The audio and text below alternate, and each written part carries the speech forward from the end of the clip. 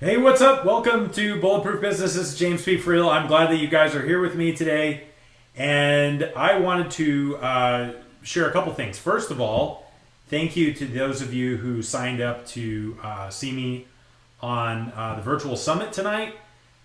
There was a lot of things that were changing today, and the summit organizers, so they had really good show up rates. Some people needed extra time to present their content. Asked me if I was okay going tomorrow.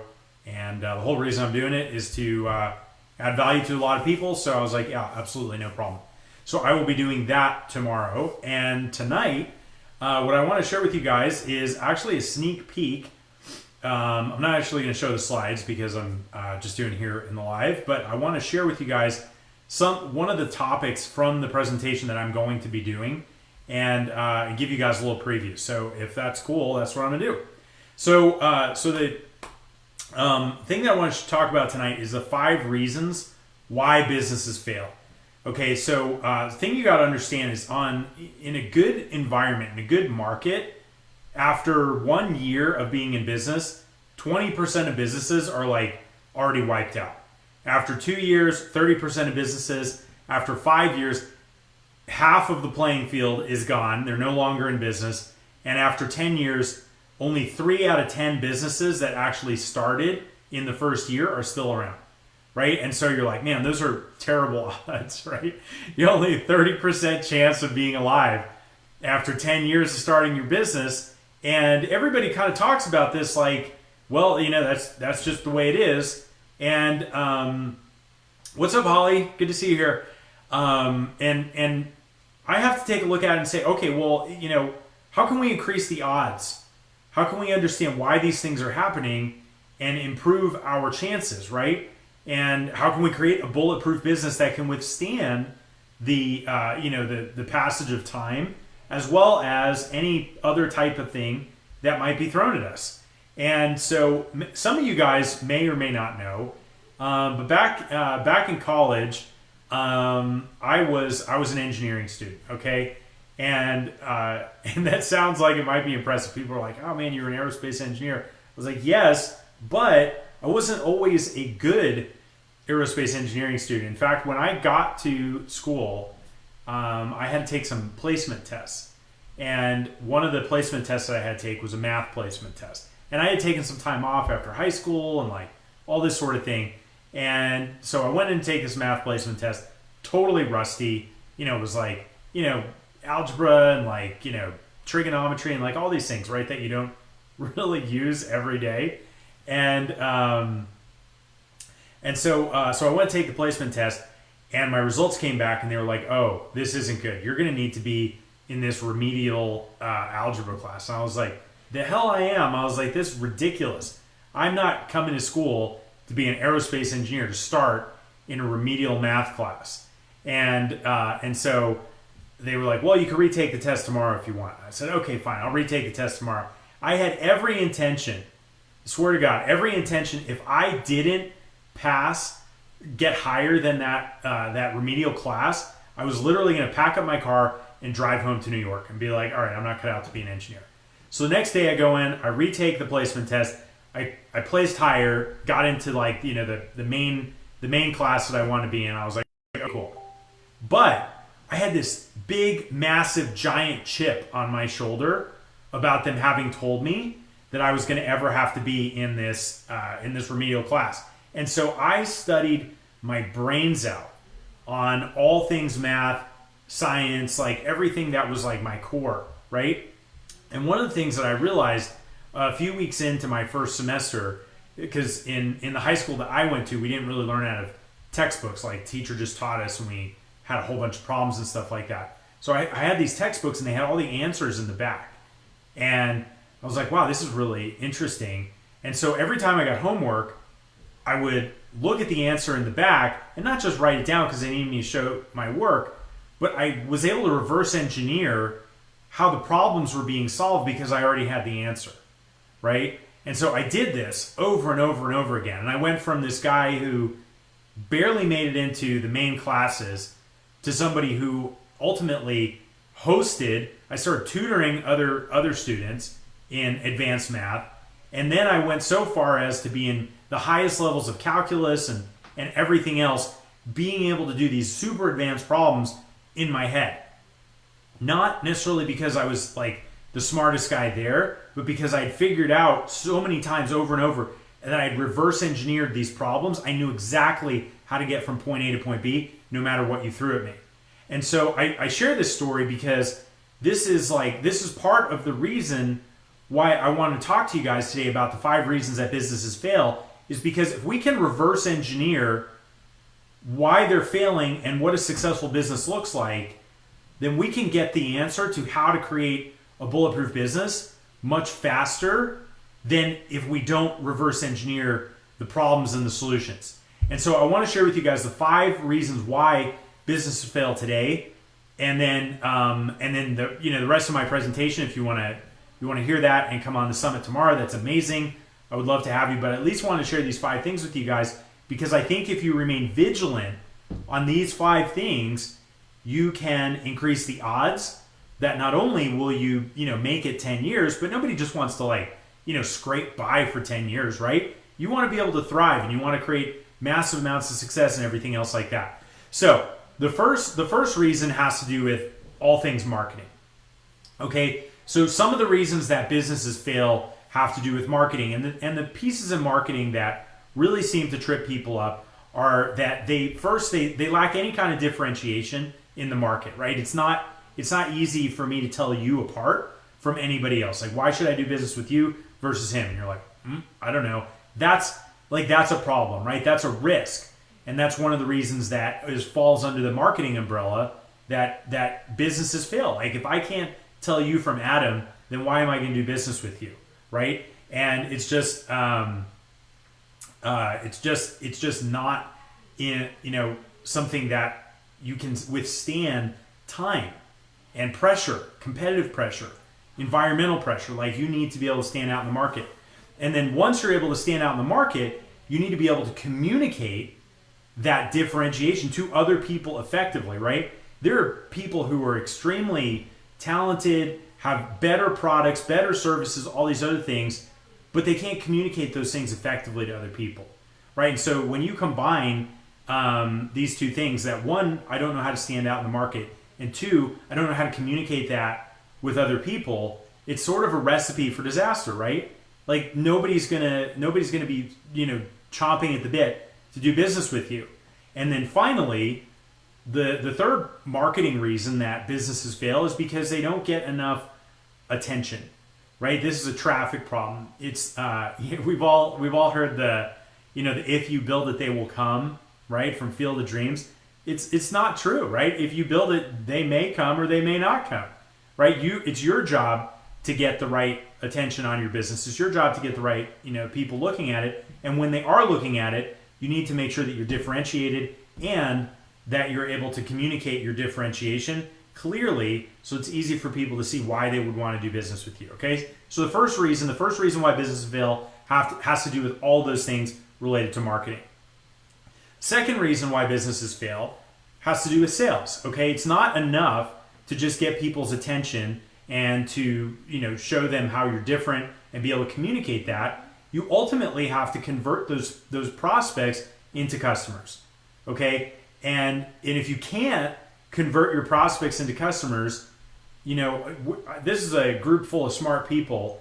You guys know, and you don't need me to tell you, if you can't convert your prospects into customers, then you're not going to be in business for very long, right? It's not enough for somebody to say, oh man, that's a really cool idea. I love that idea. Okay, do you want to buy it? No. Well, that's not good enough, right?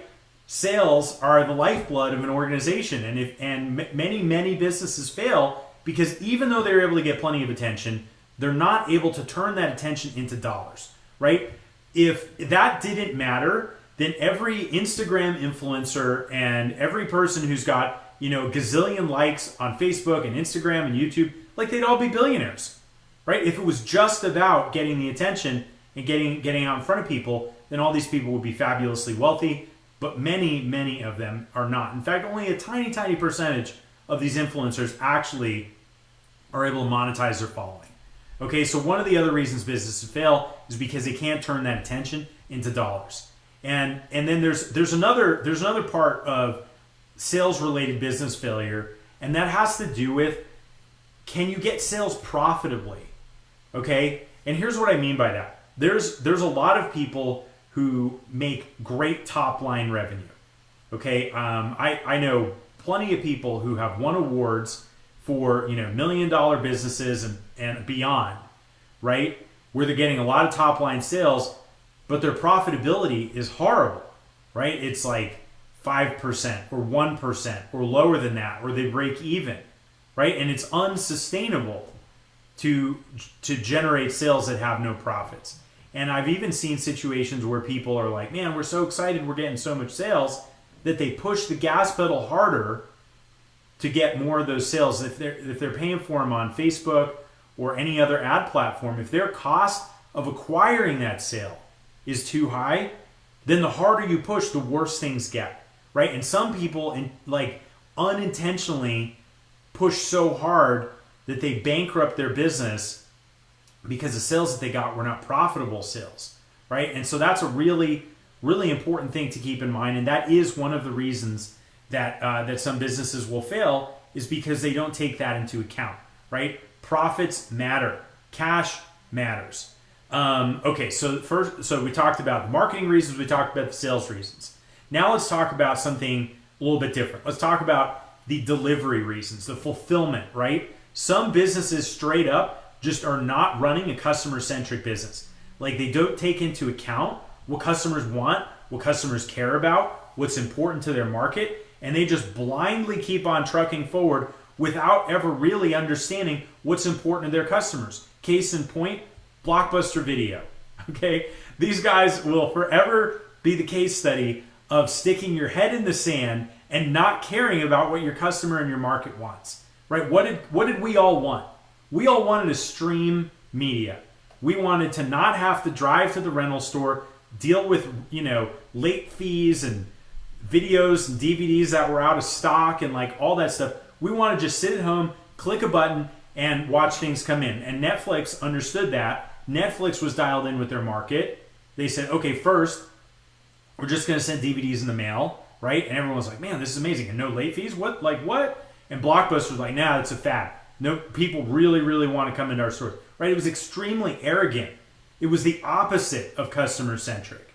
And if a company as big as Blockbuster can fail for not being customer-centric, then that means we're all susceptible to the same exact thing, right? And so one of the main reasons that businesses will fail is by not focusing on their customers. And it's so crazy to think about that. The only reason that you're even in business is because of your customers.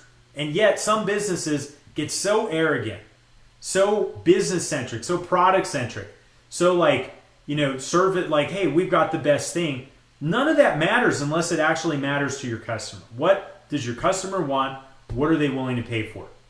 And the second side of this whole delivery conversation is about, do our customers come back, right? Are we getting retaining them? Are we getting repeat business? Are we getting referral business, right? Happy customers recommend. Happy customers promote.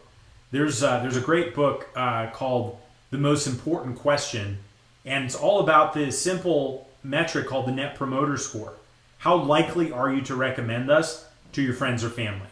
Businesses that have high Net Promoter Scores have high increases in revenue and business valuation over time. So the third bucket of why businesses fail has to do with delivery. One, either we're not customer-centric enough and we think we have our own better ideas. You can never outsmart the market. Or two, we're not focused on getting repeat business, referral business, and retaining the customers that we're lucky enough to have. Okay, that's another reason why businesses fail. The fourth reason falls into this bucket of operations. Okay, operations is not the sexy side of business, right? You did not get into business to be like, oh, I can't wait to dial in my operations. But without your operations, your business has a very, very shaky, unstable foundation on which to stand and which to grow. And in times of stress, if that's where the business is weak, then that's where things are going to fall apart. And your business can absolutely fail because you have inferior operations. For example, one of the most you guys can Google this. One of the biggest reasons businesses fail is because people have inexperience in managing business operations, lack of leadership, or poor people management. Like, that is a major contributing factor. I think close to 30% of businesses fail for those reasons alone, right? A third of these failures are happening because I don't know how to step up as a leader, because I don't know how to manage people, because I just don't know how to run my freaking business, right? I don't understand how to make all the pieces and parts work together, right? And when you're in an environment where there's, competitive pressure, external threats, whatever, if you don't know how to do those things, then it doesn't matter how great your product is. It doesn't matter how customer-centric you are. If you can't get your shit together, it's not going to work. And obviously, you guys who are in here know I'm a huge fan of systems, because systems help us to create the infrastructure that can withstand the pressure, that can help us make sure that things aren't falling apart when we feel pressure on our business, right? So the fourth major area of why businesses fall apart and fail is because of operational issues. Now, I've saved I've saved the biggest. I don't know if it's the biggest one, but this one is monumentally important, and it's an enormous reason why many businesses fail. It's simply because they don't understand their numbers, right? They don't understand how to read their financial statements. They're not getting their financial statements. I was speaking at an event a year and a half ago, I don't remember, and there were 250, 300 people in attendance there. All multiple six-figure and seven-figure entrepreneurs. And I got done with my thing, and the host of the event asked everyone to stand up or raise their hand. I think it was a little bit kinder than standing up. He said, how many of you guys are looking at your financial statements and understand your financial statements, like on a regular basis? And out of a room of 250 people, I kid you not, probably like 10 hands or less went up. This is incredible, okay? Because if you don't understand your numbers, like, you don't understand what a profitable sale is. You don't understand how much cash you're actually generating, right? Like, you don't understand where you should have controls over your cost, how to manage your cash, how to forecast what you're going to be making, a week from now, a month from now, 3 months from now. And if you're not doing those things, that's a recipe for disaster, right? And it's definitely a recipe for disaster when the market conditions are turbulent and things are changing, or, once again, you're just facing all these stressors from the outside, right? So that's the fifth reason why businesses fail, is because they're not in touch with their numbers. I won't go this year because I'm stuck at home like the rest of you guys, but the last couple of years, I've gone to Omaha in the beginning of May to the Berkshire shareholders meeting. That's where Warren Buffett and his business partner, Charlie Munger, get up on stage in front of 40,000 people and basically just answer questions for 6 straight hours. And these guys are like 87 and 95 or 93 years old, I don't remember exactly. And they are like sharp, like freaking crazy sharp. And the one thing that really impressed me the first time that I went to see them was their mastery over their numbers. Like, they know their numbers inside and out. And their portfolio has 60 plus companies in it. They know all of the numbers for all of those companies. Somebody asked them a question, hey, why were profits down in this one business in the first quarter of this year? And Warren Buffett just said, oh, well, the reason for that was because one of the trucking companies in our supply chain had to raise their costs because fuel costs were going up. And so that resulted in a 0.25% decrease in our profit margin on that one line of business within that business. I was like, oh my God, that's amazing, right? And it's not a mystery that somebody who has that level of mastery over their numbers has amassed so much wealth over time, right? And then you look at, well, what's the opposite of that? The opposite of that is not knowing your numbers, not having a handle on your numbers. And then what do you think the outcome is going to be? If mastery over your numbers leads to massive success, then what does ignorance of your numbers lead to? It leads to failure. And that's one of the reasons why many businesses fail. One of the top 5 reasons is because they don't understand their numbers. So these are the 5 reasons why businesses fail. I want to share this with you guys tonight, and what I'm going to be doing, whether you attend the virtual summit or not. I hope that you do. I'm going to be doing an entire training on what to do to protect yourself and how to bulletproof your business and avoid these failures to make sure that you're not one of those statistics, right? And nobody just wants to exist for, their business to exist for 1 year, 5 years, 10 years, right? You want your business to grow, right? And so that's what I'm going to be talking to you guys about. Thank you guys for being part of this community with me. This has been so much fun, getting this whole group going and just being in here with you guys. I'm excited for what's to come, and I look forward to doing more trainings with you guys. Drop a comment. Let me know if there's something that you learned from this training. Let me know if there's something that you guys want to make sure that I cover in these trainings. If you've been here live, do hashtag live, and if you're watching the replay, do hashtag replay. Kevin, what's up? Stacia, don't let him fool you. He's extremely smart. Yes, Holly, I'm an engine nerd. And Jennifer, way to go. You made the 30% over 10 years. That's amazing. So thank you guys for being here, and I will catch you guys later. See you guys.